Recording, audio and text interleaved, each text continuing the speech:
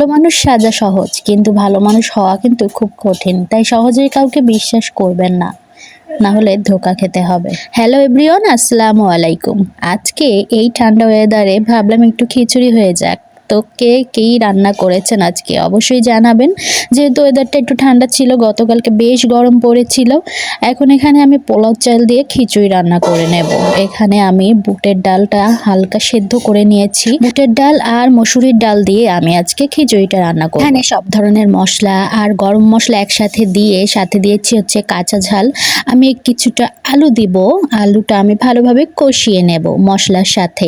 এবার আমি বুটের ডালটা দিয়ে দেব, বুটের ডালটা দিয়েও আমি কিছুক্ষণ কষাবো।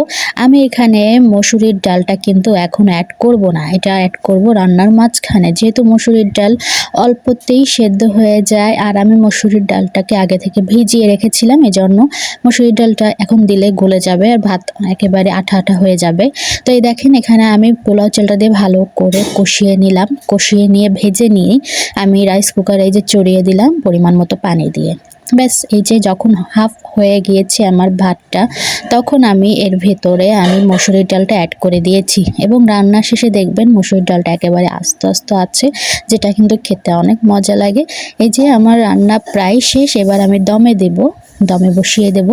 দমে বসিয়ে দেওয়ার পরেই আমার রান্না কমপ্লিট হয়ে যাবে। এই যে আমার খিচুড়ি কমপ্লিট, দেখেন কতটা ঝরঝরে হয়েছে। এবং আপনি দেখলে বুঝতে পারবেন যে আমার একটা ডালও গলেনি, বাট সেদ্ধ হয়ে গেছে। এখন আসেন মজাদার একটা পার্টে। খিচুড়ি মাংস, খিচুড়ির সাথে গরুর মাংস না হলে তো হয় না, তাই ভাবলাম কিছুটা পরিমাণ গরুর মাংস রান্না করি। কুরবানির গরুর মাংস আমার এখনও আমি খাচ্ছি আলহামদুলিল্লাহ।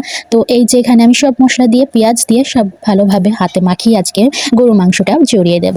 এখানে কিছুটা তেল অ্যাড করে নিলাম। তো এই যে আমি এখন এটা কষিয়ে নেব। আমি কষিয়ে এটা আমি প্রেশার কুকারে দিয়ে দেবো। ভালো করে কষানো হয়ে গেলে প্রেশার কুকারে আমি 4-5টা সিটি দিয়ে আমি নামিয়ে ফেলবো।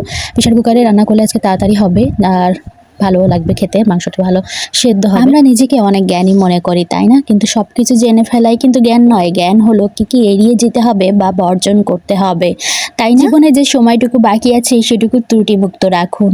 আপনার অতীতে যা হয়ে গিয়েছে তা আল্লাহ ক্ষমা করে দেবেন ইনশাআল্লাহ। তো এখানে আমার মাংস কষানো ডান, বাট আমার গরম মশলা দিতে মনে ছিল না, তাই প্রেশার কুকারে যখন দিলাম তখন গরম মশলাটা দিয়ে নিলাম। আর আমার রান্না কমপ্লিট হয়ে গিয়েছে। তো আমার রান্না দেখেন কমপ্লিট হয়ে গেছে, কি সুন্দর কালার এসেছে মাংসটা। তো আপনারা সবাই ভালো থাকবেন, আল্লাহ হাফেজ।